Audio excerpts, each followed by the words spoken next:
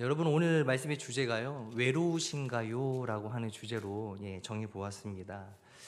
외롭다, 또 외로움이라고 하는 뜻이 과연 무엇일까를 살펴봤을 때 사전에 찾아보니까 이렇게 써 있습니다. 외로움이란 홀로 되어 쓸쓸한 마음이나 느낌이라고 해요. 여기에 빗대어서 좀 이렇게 비슷한 유의어가 있어요. 비슷한 말이 있는데 외로움과 비슷한 뜻으로 해석되는 단어, 또 다른 단어는 고단하다, 또 막막하다, 막연하다라는 뜻도 이 외로움이라고 하는 뜻과 일맥상통하는 뜻이더라고요. 그래서 이거를 통틀어서 제가 해석을 또 해봤어요. 이 모든 외로움, 고단하다, 막막하다, 이것을 총통합해서 공통적인 해석을 내놓자면 이렇습니다. 의지할 데 없이 외롭고 답답하다라고 하는 뜻이라고 합니다. 외롭다라고 하는 말은 나랑 어울릴까 한번 생각해 보았으면 좋겠어요. 외롭다라는 말은 나에게 과연 어울릴까, 또는 나와 연관된 말일까를 한번 생각해 보았으면 좋겠습니다. 그러면서 또 하나 제가 한번 찾아보았어요. 외롭다라는 말은 언제부터 시작되었을까? 언제부터 이 외롭다, 외로움이라고 하는 단어가 사용되었을까? 성경적으로 보면 창세기의 말씀에서 그 원인과 시작점을 찾아볼 수가 있는데요. 말씀 볼게요. 창세기 3장 8절로부터 10절까지 말씀입니다. 시작.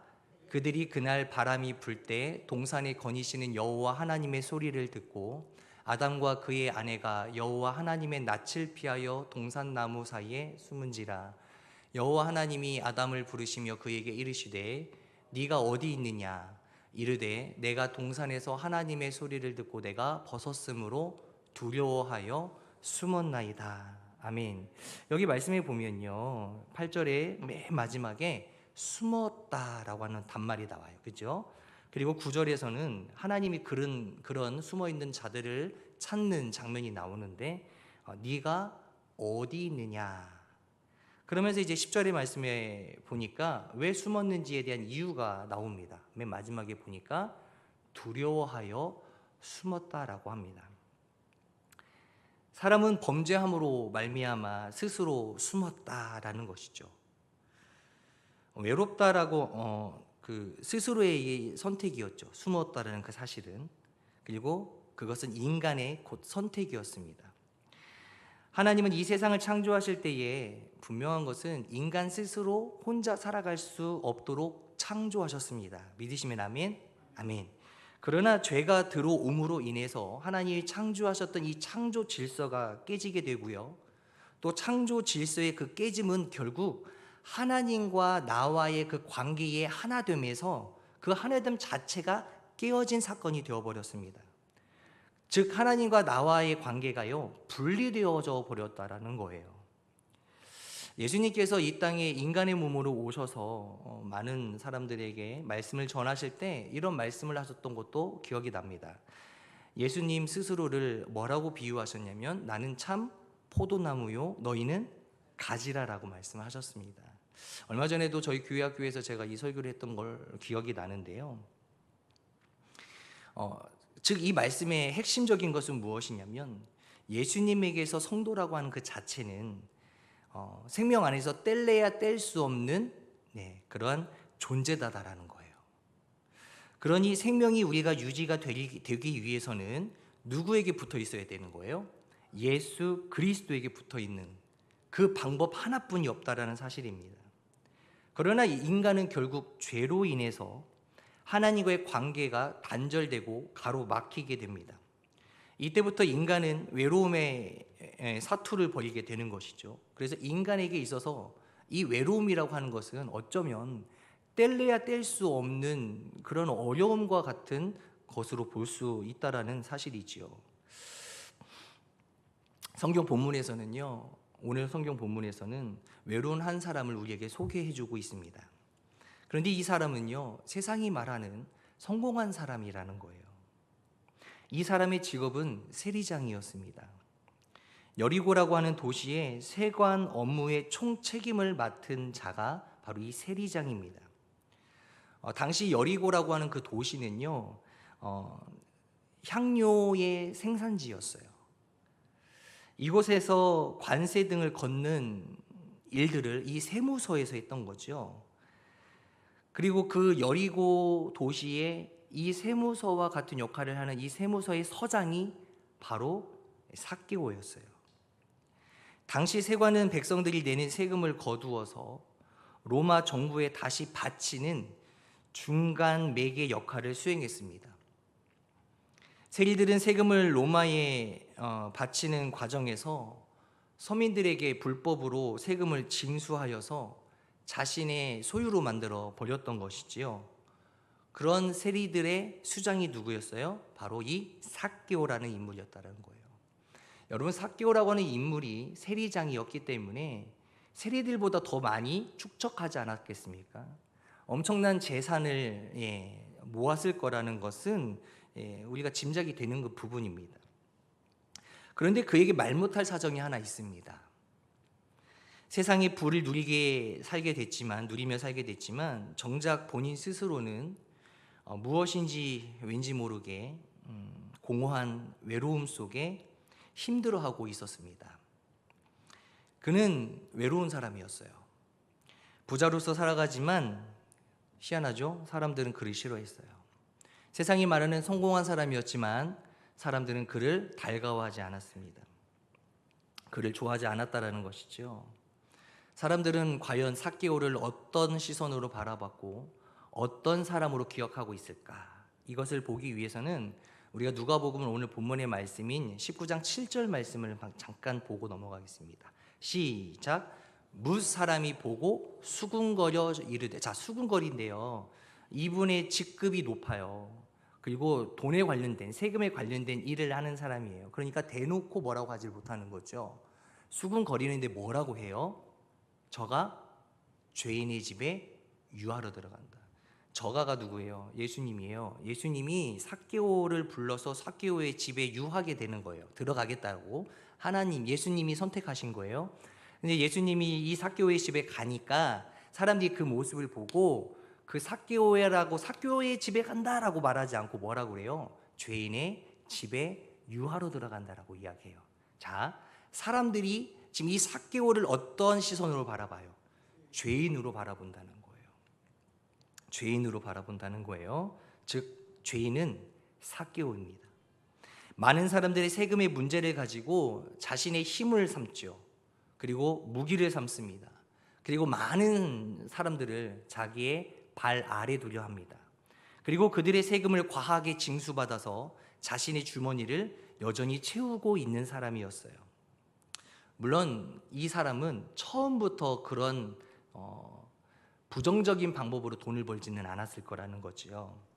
하지만 조금씩 자신의 재산이 눈에 띄도록 불어나는 것을 보니까 스스로가 주체할 수가 없었던 것이에요. 여러분, 무엇이든지요, 도가 지나치면 중죄가 됩니다. 제가 신혼여행을 갔어요. 제가 결혼했으니까 신혼여행 갔지 않겠습니까? 필리핀에 있는 도미니카라고 하는 곳으로 갔어요. 지금도 아주 유명한 신혼여행 관광지이죠. 보라카이에 갔는데 그 중심가에 뭐가 있냐면 농구 게임이 있어요. 농구를 제가 엄청 좋아하거든요. 농구 게임이 있는데 그냥 농구 게임이 아니에요. 진짜 농구 코트처럼 만들어 놨어요. 그리고 진짜 농구 골대를 가져다 놨어요. 그리고 그 경기장에서 울려 퍼지는 그 부저가 있거든요. 소리 띠 하고 울리는 거 똑같이 만들어 놨어요. 진짜 경기장에 있는 것 같은. 사람들은 뒤에 좌석에 앉아 있는데 그 관객석이에요. 똑같이 만들어 놨어요. 중심가에 그게 만들어져 있으니 제 가슴이 뛰었을까요, 안 뛰었을까요? 해보고 싶은 거예요. 사람들에게 주목받고 싶었던 거죠, 제가. 그래서 뭐 했냐면 저희 아내한테 나 한 번만 해보겠다. 나 더 도전해도 되냐? 그때 하래요. 너무 기쁜 마음으로 하라는 거죠. 했어요. 그런데 사람들이 너무 많이 바라보잖아요. 중심가니까. 많이 바라보니까 떨려요. 안 들어가요. 그래서 제가 어떻게 했을까요? 도전했어요, 또 다시. 했는데 또 안 되는 거예요. 3번, 4번 정도 여러 가지 이제 계속적인 도전을 하다 보니까 긴장도 풀리고 몸도 풀리더라고요. 그 다음부터는 잘 들어갔어요. 기쁜 마음으로 아내를 딱 봤는데 어땠을까요? 어땠을 것 같아요, 여러분? 없어요. 저는 반겨줄 줄 알았는데 없는 거예요. 그래서 그 중심가를 제가 알지도 못하는데 뛰어다닌 거예요. 30분 동안 뛰어다녀서 겨우 찾았어요. 어디 있었냐면 혼자 이렇게 쇼핑하고 있더라고요. 용케 찾았죠.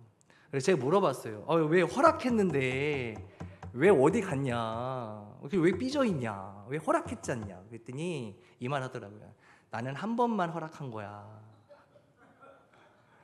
저는 여러 번 도전했죠. 그걸 다 뭉탱이로 저는 하나로 봤는데 아니더라고요.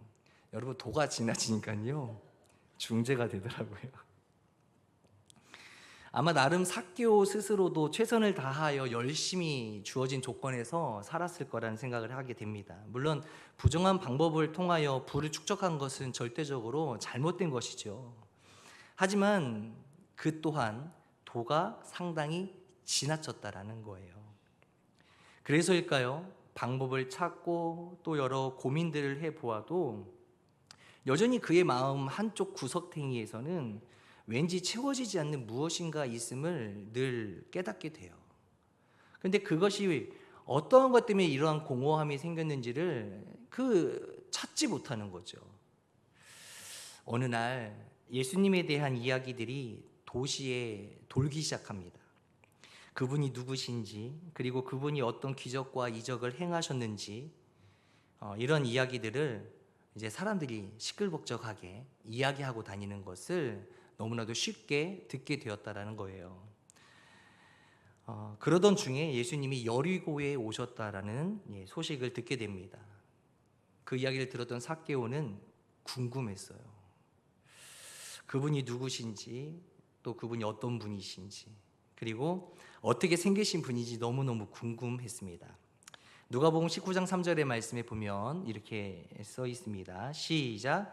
그가 예수께서 어떠한 사람인가 하여 보고자 하되. 자, 이 말씀 보면요, 예수께서 어떠한 사람인가 하여 뭐 한다고 그랬어요?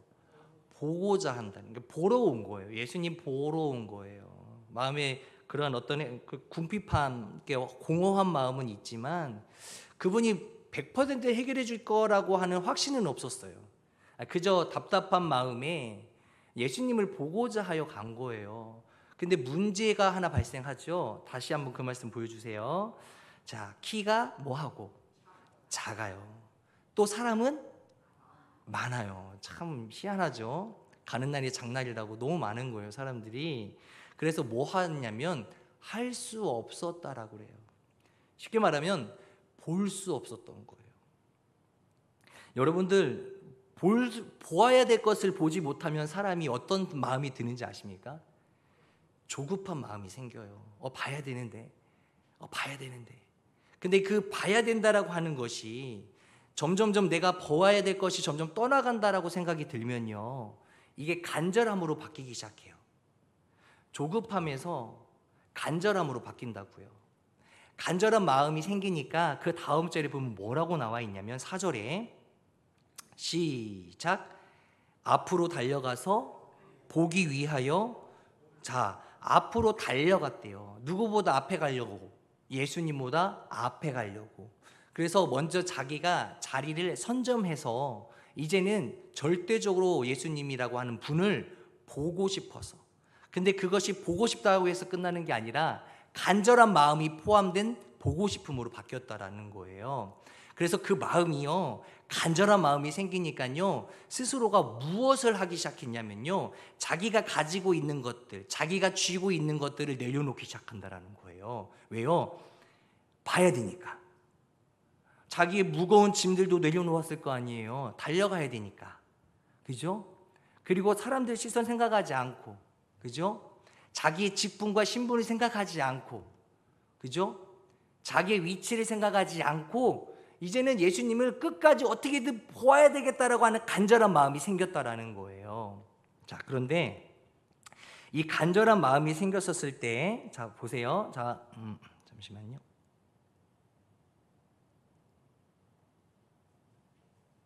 자 그리고 나서 어디로 올라가요? 돌무화과 나무 위로 올라간다라는 거예요. 그런데 올라가서 보니까 저쪽에 누가 보이기 시작하는 거예요.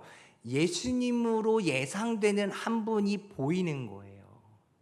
근데 여기서 더 놀라운 사실은 무엇이냐면 19장 5절의 말씀에 보면 예수님의 반응이었어요. 예수께서 그곳에 이르사 뭐 하시고 쳐다보시고 이르시되 삭개오야 속히 내려오라 내가 오늘 내 집에 유하여야 하겠다 하시니 라고 말씀을 하세요. 자 여러분 이 방금 읽었던 5절 말씀 그대로 더 주세요. 자 이 5절 말씀에 보면요 엄청난 은혜의 메시지들이 써 있습니다. 여러분 우리가 은혜라고 생각하는 것들이 어떤 것들이 발견되셔요? 예수께서 그곳에 이르사 어디에 이르신 거예요? 앞서 기다리고 있는 돌무화과 나무 위에 올라가 있는 삭개오가 있는 곳에 이르사 쳐다보셨어요. 누구를 쳐다본 거예요? 삭개오. 그리고 이르시되 말씀하셨어요. 그죠? 그리고 불러주셔요. 그의 이름을 불러주세요. 삭개오야. 그리고 그가 어떻게 해야 되는지를 말씀해 주세요. 속히 내려오라. 그리고 뭐를 해주셨냐면 외롭고 공허한 마음 때문에 이루 말할 수 없는 고통 중에 있었던 이 사람을 위하여 예수님께서 친히 가족의 일원이 되어주시는 거예요. 오늘 너의 집에 유하여야 하겠다 하시니. 여러분 삭개오는 처음에 예수님을 보러 온 거예요. 그런데 예수님은 지금 우리 집에 유하고 계신다라는 거예요. 생각지도 못하는 시점이에요. 생각지도 못한 전개의 흐름입니다. 여러분 하나님은요 나는 그저 교회에 예배 보러 왔는데 하나님이 역사하여 주시고 하나님이 나를 인도하여 주셔서 정말로 나와 함께 유하여 주셨다라는 사실이에요. 여러분 그 마음이요 얼마나 뜨거운지 몰라요. 이 삭개오도 엄청나게 뜨거웠을 거라는 거예요. 근데 여기서 우리가 하나 짚고 넘어가게 될 게 있어요. 여러분 지금 누가 예수님을 보러 온 거예요? 삭개오가. 그런데 그 말씀이 아까 우리 읽었던 3절 말씀인데 3절 한 번만 다시 보여주세요. 그가 예수께서 어떠한 사람인가 하여 보고자 하되라고 했잖아요. 결국 이 만남은 사실은 삭개오에 의해서 결정된 것이 아니라 누가 만들어 주신 거예요? 예수 그리스도. 여러분 그래서 이 말씀을 어떻게 읽어야 되냐면 이렇게 변해서 읽었으면 좋겠어요. 자 넘겨주세요. 시작. 예수님이 삭개오가 어떤 사람인가 하여 보고자 하되로 봐야 돼요. 그러니까 삭개오의 결정에 의해서 결단에 의해서 예수님을 보러 온 것이 아니라 사실은 이 모든 계획들은 예수님께서 만들어 놓으신 거라는 거예요. 예수님께서 이 여리고에 왜 오셨어요? 삭개오를 만나기 위해서. 이 여리고에서 이루어져야 될 그 예수 그리스도의 스케줄은요 이 삭개오를 만나는 것에 집중되어 있는 거예요. 여러분 삭개오는 몰랐던 거예요. 수많은 무리들도 몰랐어요. 네, 예수님이 왜 이곳에 오셨는지를 몰랐어요. 예수님이 이 땅 가운데 이 도시에서도 다른 도시에서 있었던 것처럼 다른 마을에서 있었던 것처럼 우리들에게 기적과 이적을 베푸실 거야를 생각하고 기대하는 수많은 무리들을 정말로 그들의 그 어떤 그 기대심을 깨트려 버리시고 아니 나는 한 사람이 집중하러 왔어. 그 하나님의 예수 그리스도의 본 모습을 드러내시는 거죠. 그 말씀의 결론은 마지막 절에서 나오는데 그거는 이따가 마지막에 읽도록 하겠습니다. 여러분 다시 말씀드려요. 우리가요 세상의 모든 인생을 살아가면서 우연이라고 하는 것은 절대 없습니다. 다 하나님의 계획하신 말이 우리는 살아가는 거예요. 그리고 하나님의 계획하신 말에 우리는 오늘 이 시간을 하나님께 예배드리러 이 자리에 모인 줄 믿으시기를 바랍니다. 아멘. 그런데 여러분 중요해요. 어떤 게 중요하냐면 삭개오가요. 아까 그 말씀 한번 보여주실래요? 아까 몇 절이었죠? 5절 말씀 다시 한번 보여주세요. 자, 5절 말씀에 보면 예수님께서 그곳에 이르사 쳐다보시고 이르시되 삭개오야 속히 오려라. 그런데 쳐다보셨다라는 것에 대해서 우리가 좀 기억을 해야 돼요. 여러분, 쳐다보셨을 때요, 한 사람만 쳐다보면 그것이 이어져요? 아니에요. 두 사람이 쳐다봐요. 삭개오가 예수님을 향하여 간절한 마음으로 시선을 돌렸고, 예수님도 계획하신 말에 시선을 돌려서 삭개오를 본 거예요. 돌 무화과 나무예요. 이파리가 있었을까요? 없었을까요? 있었어요. 이파리가 있었을 거예요. 근데 그 사이사이에 얼굴이 살짝 보였을 거예요. 근데 수많은 군중들 중에서도 사람을 찾기가 참 힘든데, 그 너머에 있는 나무 사이 이파리에 가려져 있는 그 삭개오의 얼굴을 발견하신 예수님은요, 참 우리를 주목하시는 하나님이라는 것을 다시 보여주세요. 여러분, 이 세상을 살아가면서 여러 가지 환난과 근심과 걱정과 여러 가지 이 스토리들 사이에서 우리가 살아가잖아요. 또 60억 명이 넘는 인구가 이 지구상에서 살아가고 있는데, 여전히 하나님께서 원하시는 것은 무엇이냐면 한 사람을 주목하는 것을 좋아하신다라는 거예요. 네가 어떤 사람인지 내가 너를 보기 위하여 이 자리에 왔다라는 사실을 우리가 기억하셨으면 좋겠어요. 그것은 바로 하나님의 은혜가 아니고서는 설명할 방법이 없는 것입니다. 여러분, 이 삭개오라고 하는 사람이요, 우리의 모습이라는 거예요. 여러분, 우리 마지막 절 한번 보면요, 마지막 절 한번 보여주세요.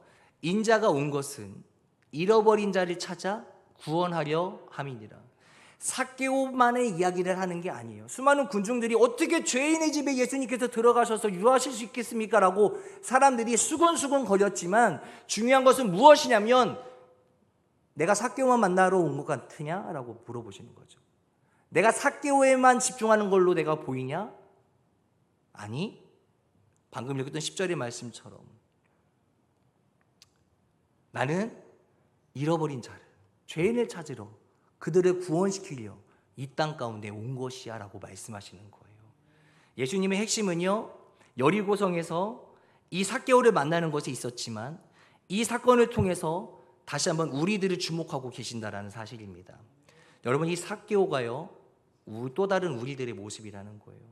예수님은 삭개오뿐만이 아니라 지금 이 순간에도 누군가를 찾기 위해서, 누군가를 구원하시기 위해서 지금도 걸음을 옮기시고 계시는 거예요. 여러분, 그런 우리에게 예수 그리스도라고 하는 그 소식은요, 기쁨이 되었기를 소원합니다. 오늘 말씀을 맺으려고 합니다. 여러분, 삭개오라고 하는 인물을 통하여서 내 자신을 바라보기를 원합니다. 삭개오만 사실 죄인이었을까요? 아니요. 수많은 군중들 사이에도 죄인이 얼마나 차고 넘쳤을까라는 생각을 해보게 됩니다. 여러분, 삭개오만의 문제가 아니에요. 우리 안에 죄 문제를 해결해야 돼요. 여러분들, 우리가 왜 외롭습니까? 이거는 죄와 직결된 문제이기 때문에 그래요. 하나님과 내가 하나가 되지 않았기 때문에 그런 문제가 발생한다라는 거예요. 여러분, 외로워하지 마십시오. 여러분은 혼자가 아닙니다. 혼자 막막하게, 막연하게, 그렇게 쓸쓸하게 고통 중에 있을 필요가 없어요. 우리에게는요, 우리의 이 외로움을 달래줄 수 있는 예수 그리스도가 존재하시기 때문입니다. 여러분, 그렇기 때문에 내 마음의 공허한 마음에 예수 그리스도로 채우는 놀라운 역사가 있기를 원합니다. 여러분들, 아담과 하와가 범죄를 하고 에덴 동산에서 쫓겨나고 정말 죄 가운데, 죄의 세상 가운데 살아갈 때에 여러분들, 그들의 마음에는 여전히 공허한 마음이 존재하고 있었다라는 거예요. 에덴 동산에서의 그 하나님과의 그 기쁜 교제와 나눔이 있었던 그때의 그 시절, 그리고 에덴 동산에서 하나님과 늘 함께하고 웃으면서 기뻐했던 그때 그 시절, 그것들을 기억하고 떠올렸을 거라는 겁니다. 여러분, 과거가요, 과거로서 끝나는 게 아니에요. 과거에 나를 만나주셨던 하나님 계신다면 지금 내 마음이 힘들 때에 다시 만나주실 수 있으세요. 근데 중요한 것은 무엇이냐면 내가 여전히 하나님을 내가 바라보지 않고 노력하지 않고 있다는 거예요. 어떤 사람은 하나님은 나에게 복을 안 주시는 것 같아요 라고 말하는 사람이 있어요. 근데 가만 보면 그 사람이요, 예배를 중요하게 여기지 않아요. 예배를 소중하게 여기지 않는다고요. 또 어떤 사람은 하나님은 나에게 다른 사람에게만 주고 나에게는 맨날 안 좋은 것들, 또 질병도 나에게 막 허락하시는 것 같아. 나만 불쌍한 존재인 것 같아.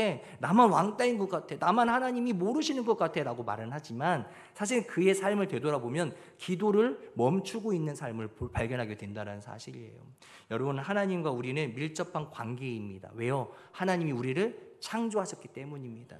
나를 창조하신 그분께서 나를 선한 길로 인도하실 줄 믿습니다. 기쁨과 감사가 넘치고 끊임없는 기도와 교제를 통하여 하나님과 하나됨으로 다시 회복되는 우리 모든 성도 여러분들이 다 되기를 간절히 원합니다.